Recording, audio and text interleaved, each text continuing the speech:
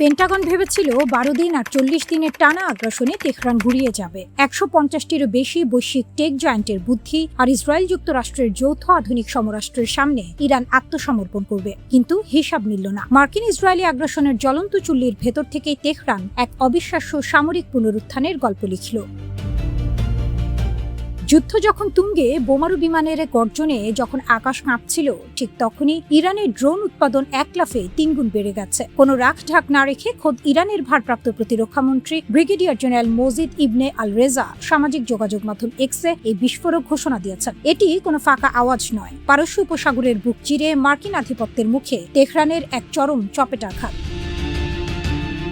গত 28 ফেব্রুয়ারি ইরানের সর্বোচ্চ নেতা আয়াতুল্লাহ আলী খামেনিকে হত্যার মধ্য দিয়ে যে আগ্রাসনের সূচনা হয়েছিল তা ইরানকে দমাতে পারেনি। পশ্চিমা দুনিয়া ভেবেছিল আকাশপথের অবরোধ আর ভারী বোমা বর্ষণে তেহরানের সামরিক মেরুদণ্ড ভেঙে পড়বে, কিন্তু খেলা ঘুরিয়ে দিয়েছে ইরান। নিরবিচ্ছিন্ন উৎপাদন। যুদ্ধের একটি দিনও ক্ষেপণাস্ত্র কিংবা ড্রোন উৎপাদন বন্ধ হয়নি। উৎপাদন ক্ষমতা 3 গুণ। মার্কিন ও ইসরায়েলি বিমান যখন ইরানের আকাশে উঠছিল, ঠিক তখনই ভূগর্ভস্থ টানেল আর গোপন কারখানায় ড্রোনের উৎপাদন সক্ষমতা বাড়ানো হয় 300%। আমেরিকা ও ইসরায়েলের সম্মিলিত সাইবার যুদ্ধ, গোয়েন্দা নজরদারি এবং মনস্তাত্ত্বিক অপকৌশলকে বুড়ো আঙুল দেখিয়ে ইরানের এই উৎপাদন বৃদ্ধি প্রমাণ করে দেশটির সামরিক সাপ্লাই চেইন কতটা সুরক্ষিত এবং চতুর। পাল্টা আঘাতের 100টি ঢেউ। ইরান কেবল ঘরে বসে ড্রোন বানায়নি, তা দিয়ে শত্রুর বুকে রীতিমতো কাঁপন ধরিয়ে দিয়েছে। 40 দিনের মধ্যে মার্কিন ও ইসরায়েলি সামরিক ঘাঁটিতে ধেয়ে গেছে ইরানের পাল্টা আঘাতের 100টি বিশাল ঢেউ। রণক্ষেত্রের সমীকরণ। আরাসের মতো দেশীয় প্রযুক্তির সুইসাইড ও কমব্যাট ড্রোনগুলো ঝাঁকে ঝাঁকে উড়ে গিয়ে মার্কিন ও ইসরায়েলি সামরিক সক্ষমতার উপর ব্যাপক ক্ষয়ক্ষতি ডেকে এনেছে। পশ্চিমা বিশ্বের প্রযুক্তিগত শ্রেষ্ঠত্বকে তেহরান রুখে দিয়েছে তাদের মানব সম্পদ এবং কাটিং এজ প্রযুক্তির যুগলবন্দিতে। জেনারেল ইবনে আল রেজার ভাষায়, এই যুদ্ধ দেখিয়েছে ইরানের বিজ্ঞানী ও এলিট শ্রেণী দেশের প্রতিরক্ষা শক্তির সবচেয়ে বড় স্তম্ভ। তারা শত্রুর দুর্বলতাগুলো খুব ভালো করেই চেনে এবং সেই অনুযায়ী নিজেদের রণকৌশল সাজায়।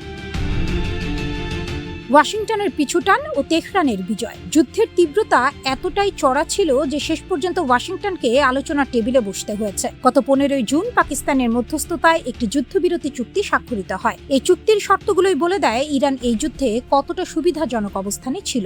লেবানন সহ বিভিন্ন ফ্রন্টে সামরিক অভিযান বন্ধ করতে বাধ্য হয় মার্কিন ইসরায়েল জোট। বিশ্ব বাণিজ্যের লাইফলাইন হরমুজ প্রণালী পুনরায় উন্মুক্ত করা হয়। ইরানের ওপর চাপানো নৌ অবরোধ তুলে নিতে বাধ্য হয় হোয়াইট হাউস। এই যুদ্ধ বিশ্বকে একটি নতুন বার্তা দিল। সাজোয়া যান আর বিমান বাহিনীতে ইরান হয়তো এখনো পুরোপুরি আধুনিক নয়, কিন্তু ড্রোন আর ক্ষেপণাস্ত্র প্রযুক্তির অ্যাসিমেট্রিক ওয়ারফেয়ার বা অসম যুদ্ধে তারা এখন এক অপরাজেয় শক্তি। ওয়াশিংটন ও তেল আবিবের সর্বাধুনিক প্রযুক্তিকে পরাস্ত করে তেহরান প্রমাণ করেছে তাদের মাটির নিচে লুকিয়ে থাকা ড্রোনের কারখানাগুলো যেকোনো পরাশক্তির আগ্রাসনকে চিরতরে স্তব্ধ করে দেওয়ার ক্ষমতা রাখে। পারস্য উপসাগরের আকাশে এখন শুধুই ইরানের ড্রোনের একচ্ছত্র আধিপত্য।